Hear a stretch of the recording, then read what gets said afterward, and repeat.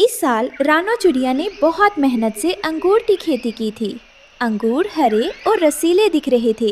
बस कुछ दिनों में फसल पकने वाली थी। बच्चों, इस बार अंगूर बहुत अच्छे हुए हैं। इन्हें बेचकर हम आपके लिए नए कपड़े और खिलौने लाएंगे। माँ, हम भी आपकी मदद करेंगे। हम बाजार चलेंगे। अचानक मौसम बदल गया। जंगल में भयानक लू चलने लगी। सूरज इतना तेज चमकने लगा जैसे आग बरस रही हो। ये गर्मी नाजुक अंगूरों के लिए बहुत खतरनाक थी। सूरज की तेज किरणें और गर्मी की लहरें दिखाई दे रही थी।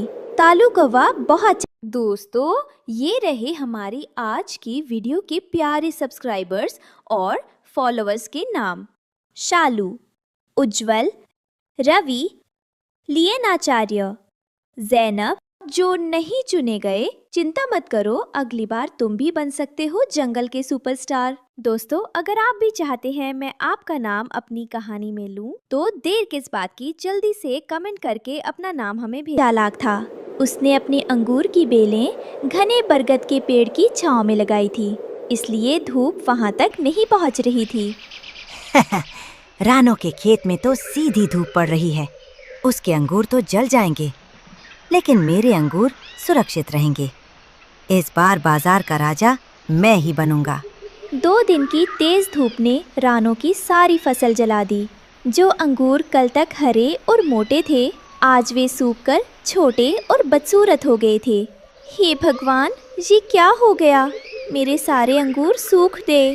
अब इन्हें कौन खरीदेगा? ये तो कचरा बन गए हैं। तभी फड़फड़ की आवाज़ के साथ कालू कौवा वहाँ आ धमका। उसके हाथ में अपने खेत का एक बड़ा हरा और चमकदार अंगूर था। बहुत बुरा हुआ रानो बहन, मैंने तो पहले ही कहा था, खेती करना हर किसी के बस की बात नहीं है।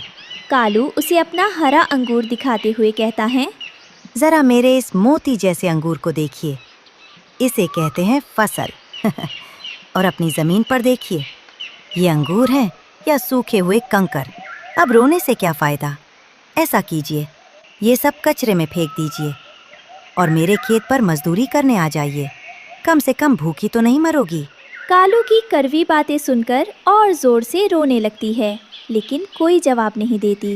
रानो शाम को खाली हाथ घर लौटी। बच्चों को पता चल गया था कि कुछ बुरा हुआ है। माँ, क्या हम इस बार भी भूखे रहेंगे? कालू काका कह रहे थे कि हमारी फसल मर गई है।